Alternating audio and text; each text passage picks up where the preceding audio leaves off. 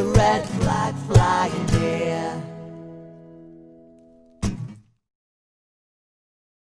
Hello and welcome to the second part of Heatherwood's interview with Socialist Think Tank.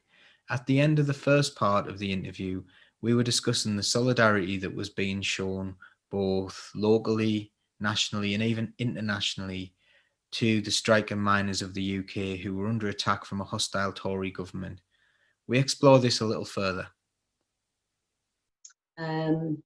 Then we got approached by Northern Arts, who wanted to do a play about the strike, and they put in a writer in residence came to stay with one of our women, and she wrote this play, Not by Bread Alone, and it toured the North East.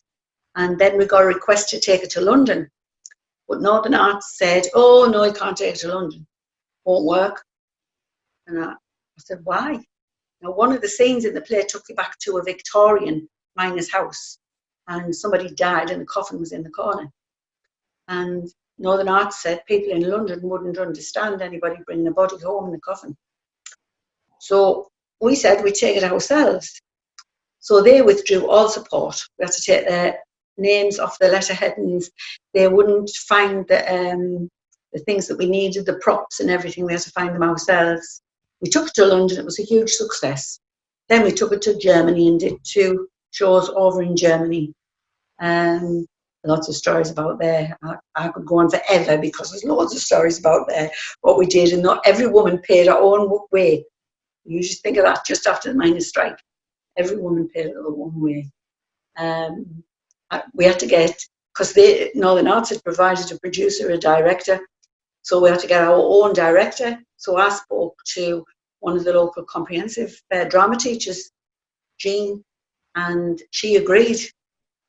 And I remember sitting on the boat because nobody could afford a cabin. And Jean and me just looked at each other and she said, you've done it.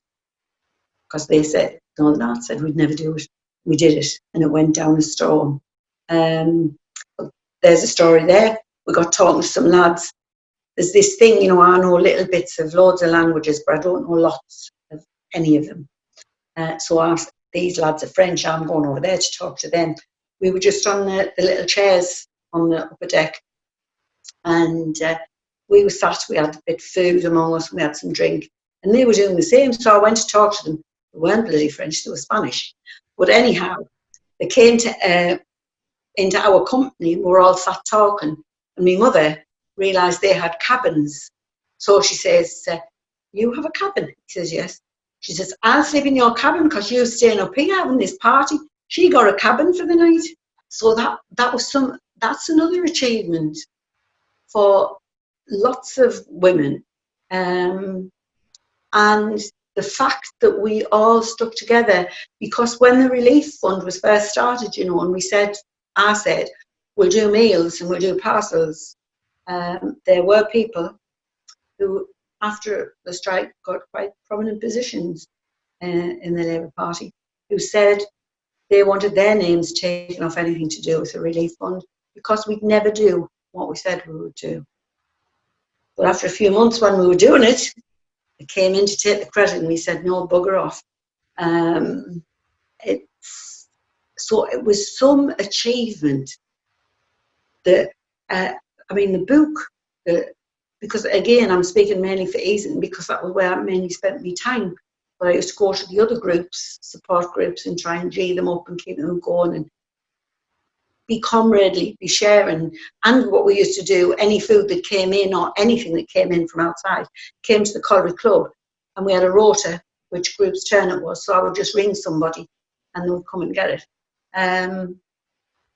So how in Easington we met on every Thursday night, and you knew as the strike was going on, tempers were getting fraught because bills were coming in and it was awful. And I said, look, if you want to say something, write it down, either a story, a verse or a song or whatever, bring it to the meeting on a Thursday night. It can have one humdinger of an argument. And when we walk out those doors, we won. because this strike's bigger than any one of us. And you know, it worked. It really worked. The wrote songs, the wrote poems.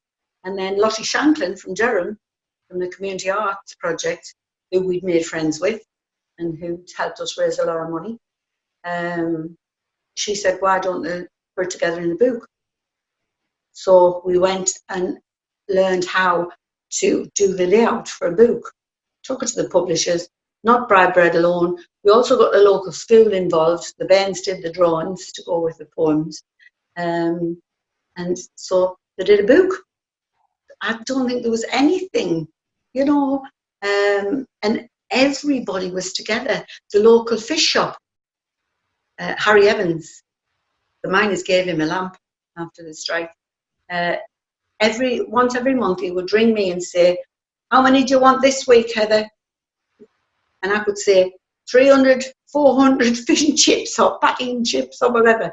He would say, right, send a couple of the lasses up, and as me pans go off, I'll be able to still cook yours.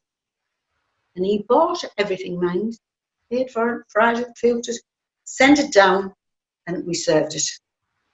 The local bakery, my mum knew Duncan Simmons, who was the chef in Burgess's. And my mum used to make the pies, but she made them in great big trays. Well, in the Colliery Club, we only had a domestic oven and a boiler. We couldn't get these big trays in. So she went to see Duncan and said, Duncan, can I make them? We'll bring them down. Can you put them in your oven? Bring them down at this time, Myrtle. The ovens will still be hot enough. So we timed the lunch, got them, the lads would go in the van, bring them back up. We served them with peas and potatoes. That's socialism, isn't it? That's where everybody's working together.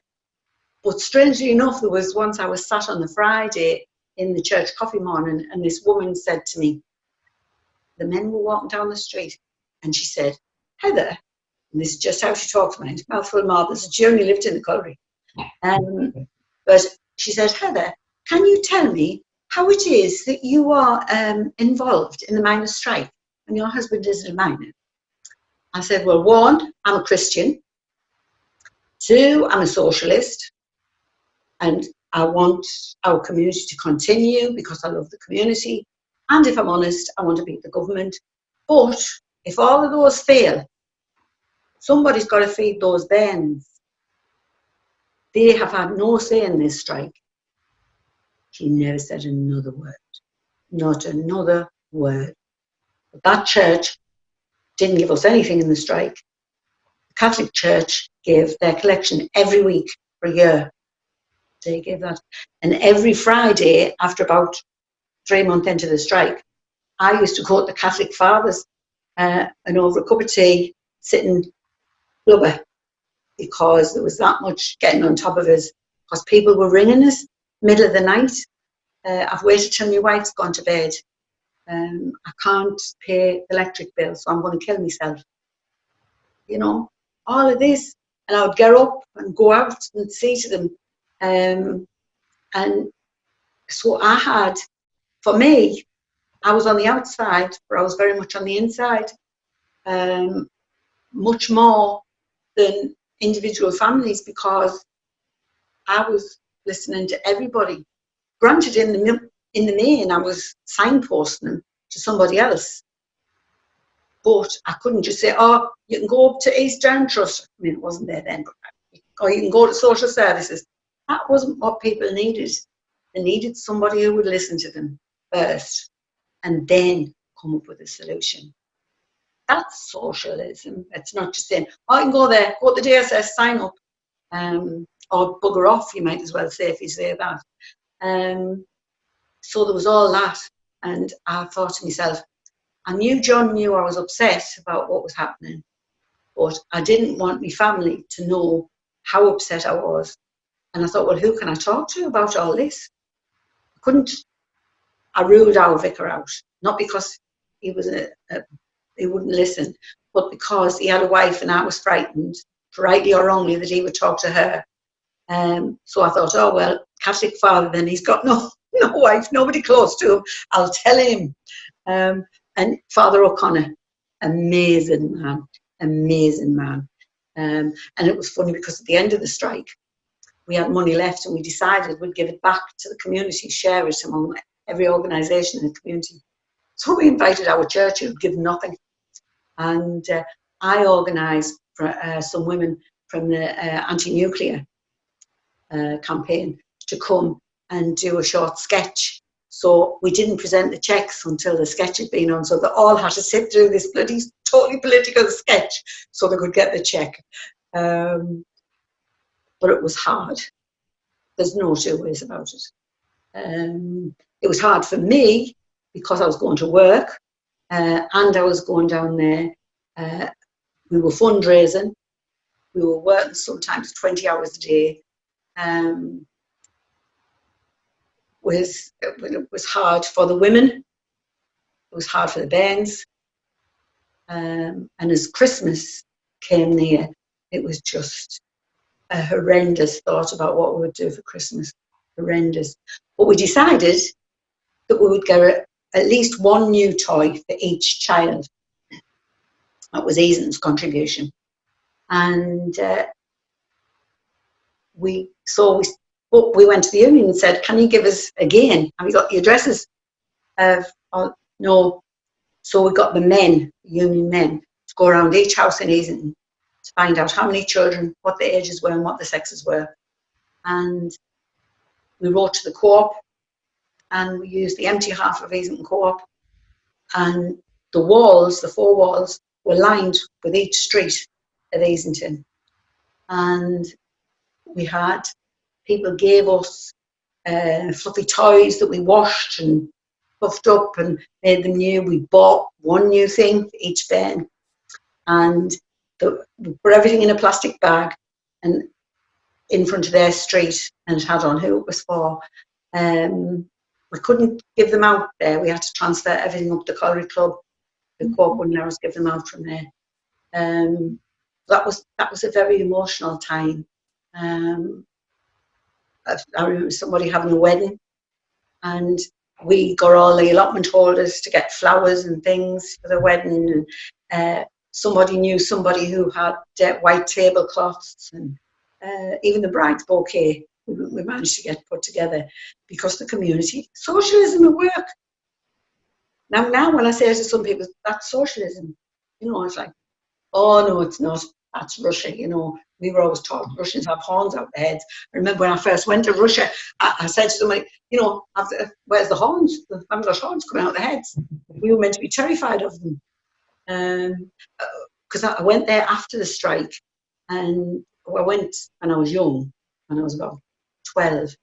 And I went back after the strike. I took a group of kids there, and this woman, a Russian woman, she said to me, why do you cry all the time?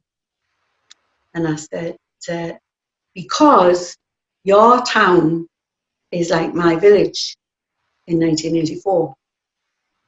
And she looked and I said, there was a subtle difference. You have nothing in your shops, where you have nothing. But when company comes, when people come to visit, you try to put a display on. I said, we had shops full of things, but we couldn't afford them. When people came, we put a display on. And this woman, she said to me, you have seen right through us. And I remember, and it made the friendship that we'd made, it made it even closer. So again, it was socialism in action, wasn't it? We were expressing each other's feelings and listening and empathising and understanding. But yeah, Christmas was hard. The school holidays, we got the men to take the kids on bus trips. That was their job then. They had to occupy the kids. But I don't know where we got the money from for the buses, but we got it from somewhere. And Denise Gregory and I went to London to raise funds. We thought we'd have a look in Harrods, and we were in the glass department, the crystal department. I thought, Denise, what would happen if I ran around here and smashed all this bloody crystal? What do you think? It shouldn't be here, should it? But I didn't do it. But by God, I was so close. The money that you could see the people spend, and here we were fighting for people's very lives. And then we met another great man, Hugh Bain. A lot of people have come across him. He was a lecturer at Durham University at the time, and he raised thousands of pounds to come in the Same Relief Fund, thousands, from different universities, different organisations that he knew. Wrote quite a few books on the strike. And we came out of a meeting near the end of the strike. It was a big meeting, and the lasses were walking ahead of us. Me and Hugh were walking together, and we just looked at each other, and both of us were crying. Both of us were crying, because we knew we'd been in there cheering everybody on, and we knew it was coming to an end, and it wasn't the end we wanted. But we wiped our eyes, got on the bus, said, start singing, here we go, here we go, here we go. You had to do it, you had to do it.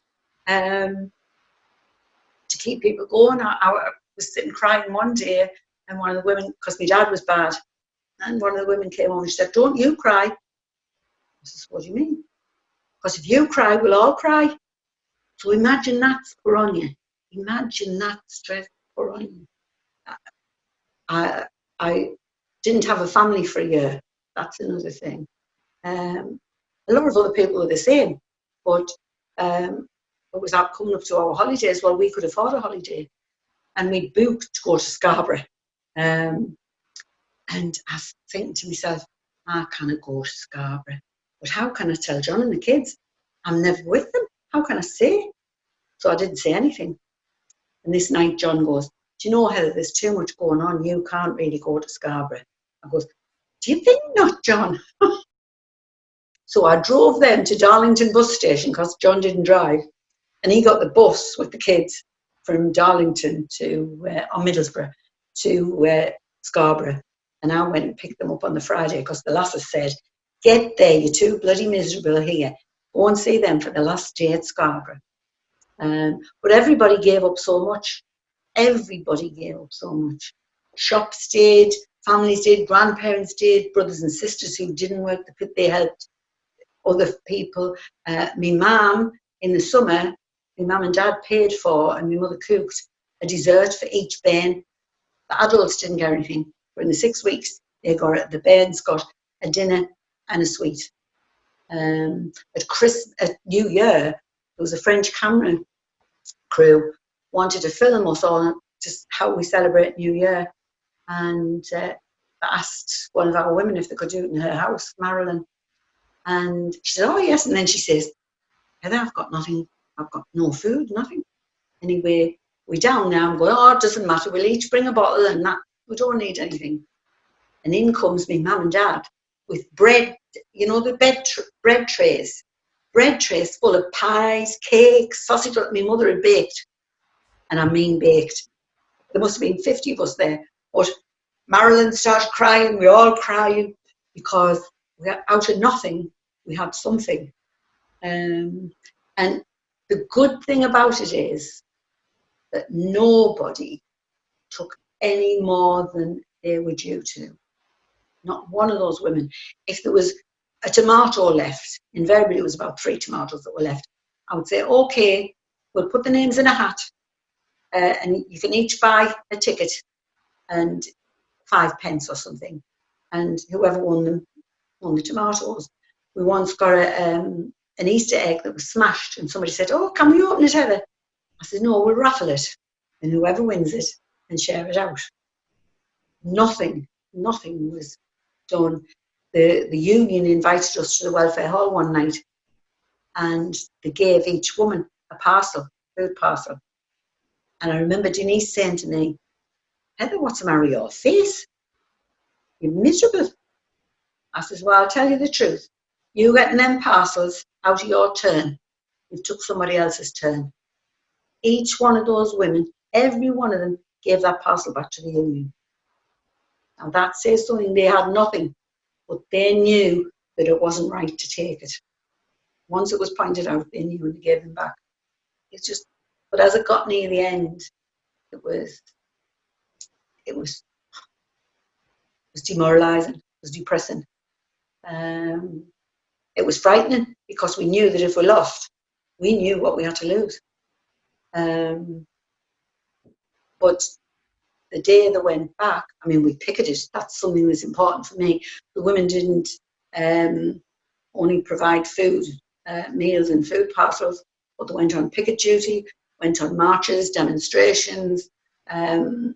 We were called scabs by one prominent woman in the Durham area because we wouldn't sign a petition to the Queen. The Women Against Pit Closures, they got a petition up to the Queen and we wouldn't sign it. Well, this woman called us scabs.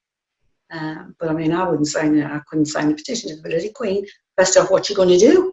Anyway, I'm not going to beg to her and her kind. But she'd be sitting laughing, receiving a petition from us. So there were all those things, and it was good, it was bad, it was happy, and it was sad. That's what I always say. It was all them things, and it could be all those things within the space of 2 minutes. Again, Christmas, turkeys. It was so funny. We didn't have a phone as a women's group, you know. We used, not like the union had the phones and everything. My mum and dad's paid my phone bill right the way through the strike because we had less money, because we used our phone, we didn't take petrol money, nothing. So John was the secretary when I was out.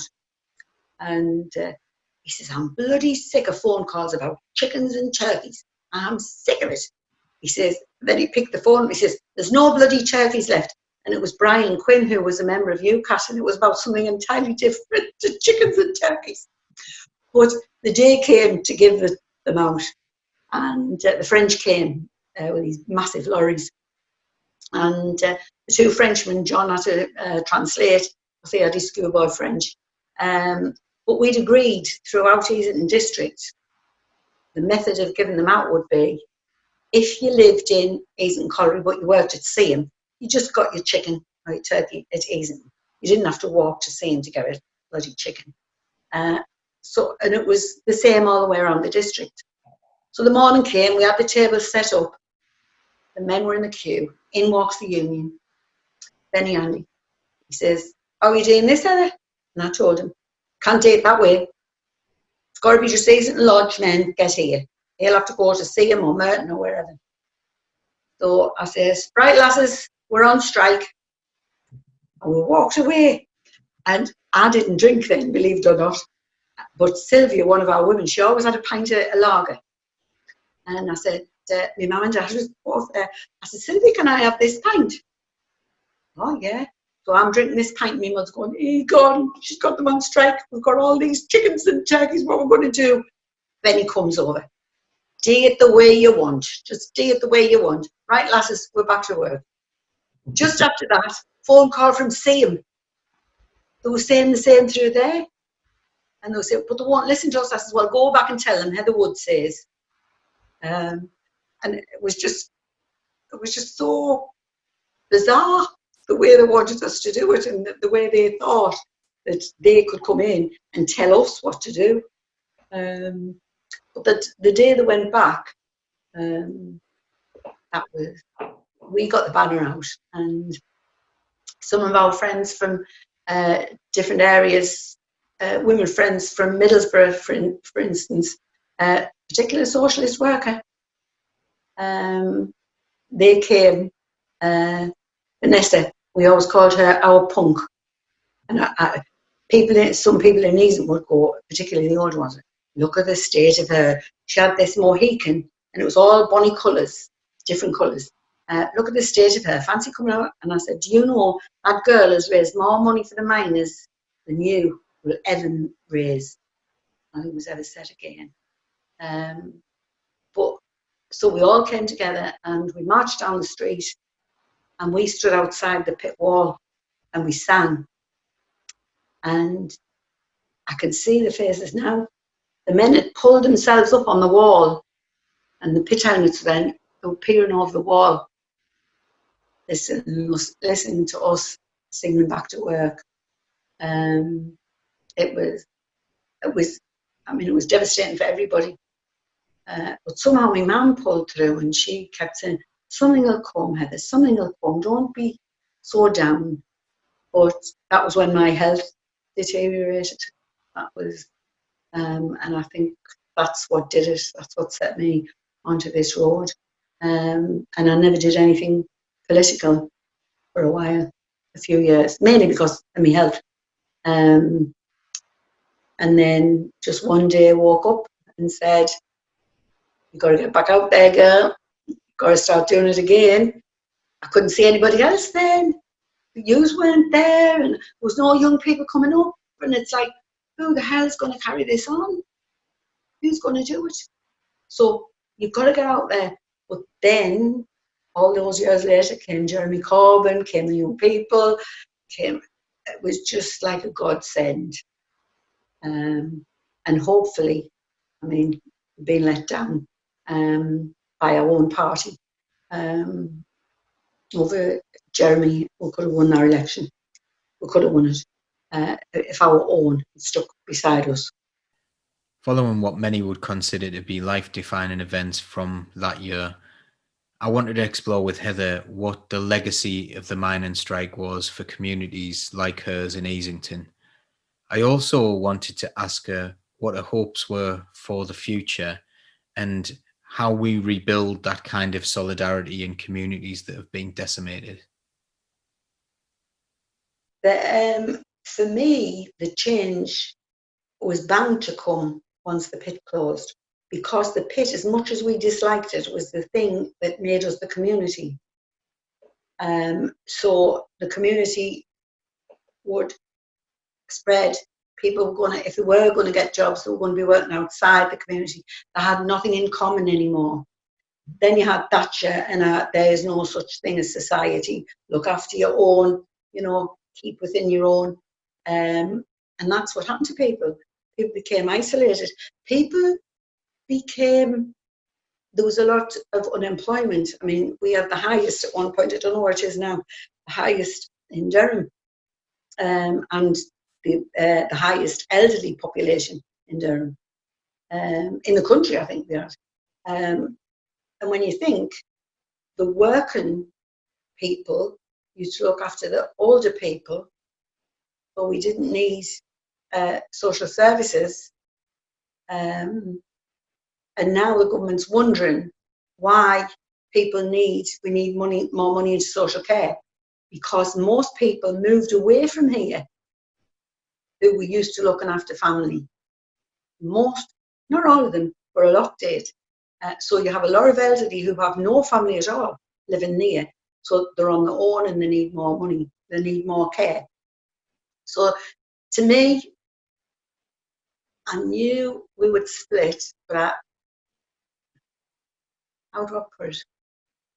I think people went into isolation, a little bit like the lockdown, because people started to stop going to clubs and pubs. They started to close. There was no, the shops started to close. So we didn't, I mean, when I was younger, we used to go to Equi's ice cream shop every Friday. We would all meet in there.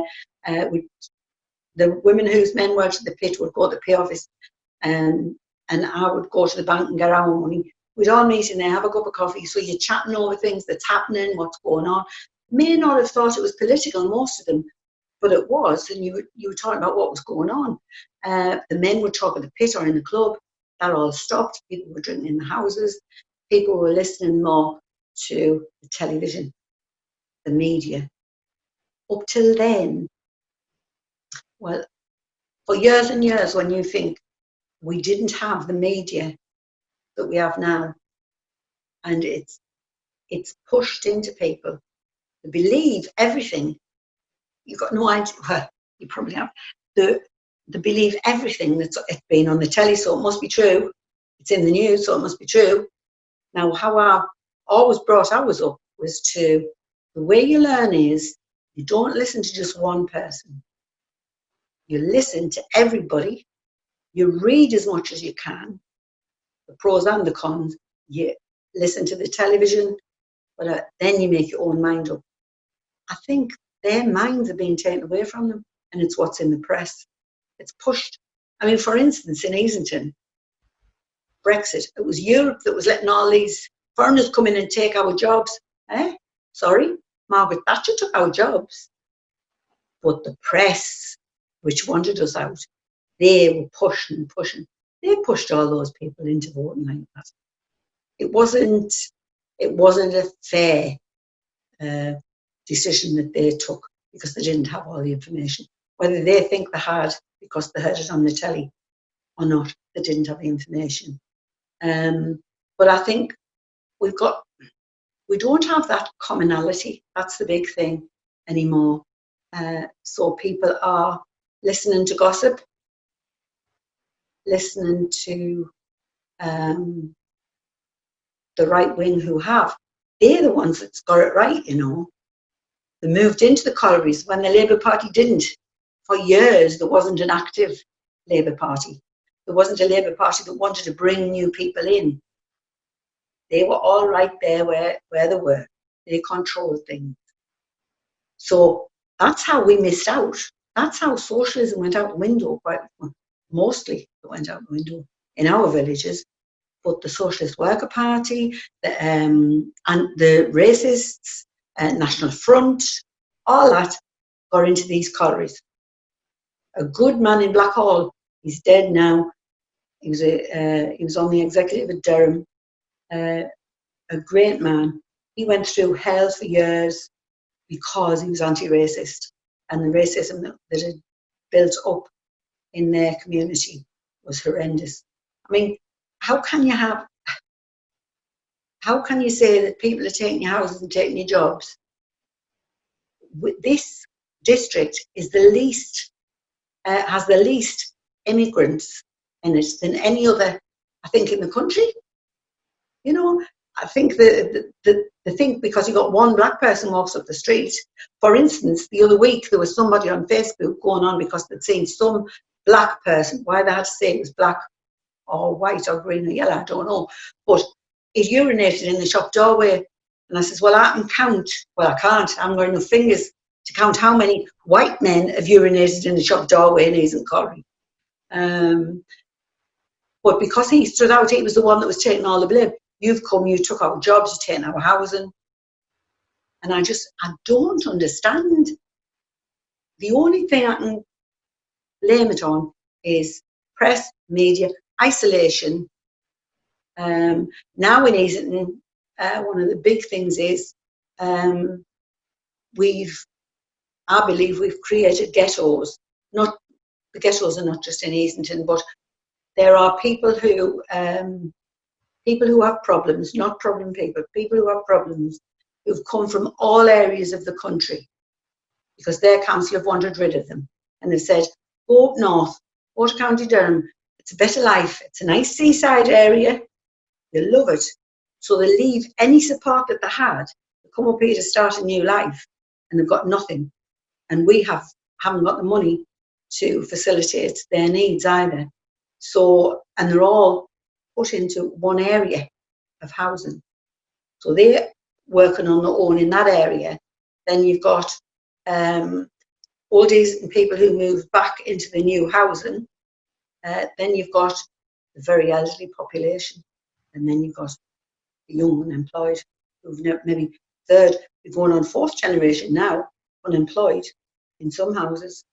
I can't see a way out of it unless we get a Labour government. I think what we need is a Labour Party that is willing to go out of its own areas to work, and I think we've seen some of that in recent years. I mean, we've always done it to a certain extent, but I think in areas like Easington District, the Labour Party's got to come in, and the trade union movement, mind. I often think Unite, they've got Unite Community, and they do a lot of work. If they could come over this coast, and the younger people, it's no good me going talking to the younger people in Easington, it's got to be young people speaking to young people. It's got to be people who've had similar problems who come across. Not somebody who's going to come in and say, oh, we're going to gift you with this. It's people who've got to come in and sort of coax them out of the way they feel about themselves. Because although they say they're still proud people, I think the self-confidence is gone. The will's gone. They've lost the heart because they can't see, or they haven't seen, that a viable party to come and govern and do something for them. And that's where the big mistake was for me, because Jeremy's Labour Party were the ones who would have done it. They would have done it. But because of the press and the media, these people thought he was a demon. No, he's a nasty man. The man who couldn't be a nicer person, who couldn't be a more gentle person and more caring. They see him as a monster. So I think we've got some work to do in the Labour Party and the trade union movement.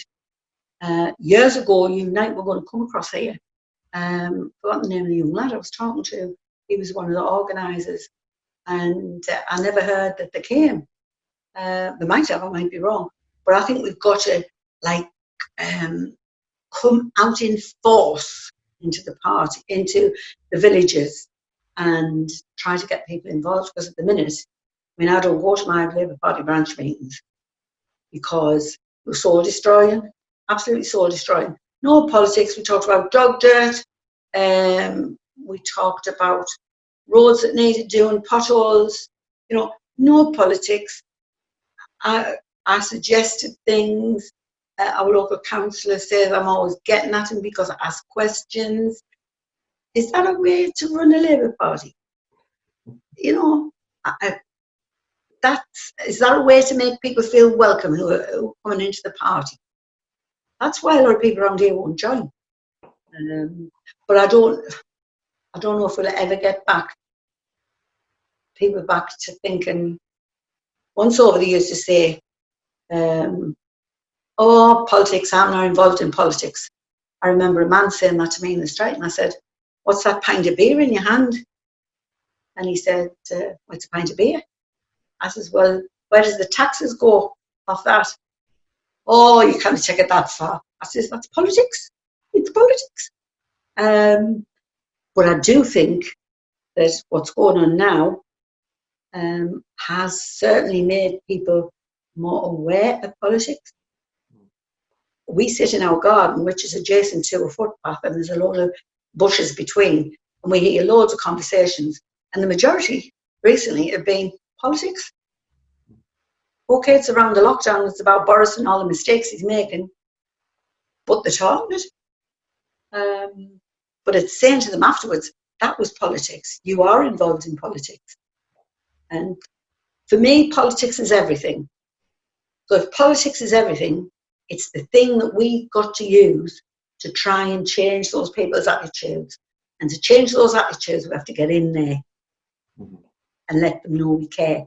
The minute they don't think that we care that much. We'll keep the red flag flying here.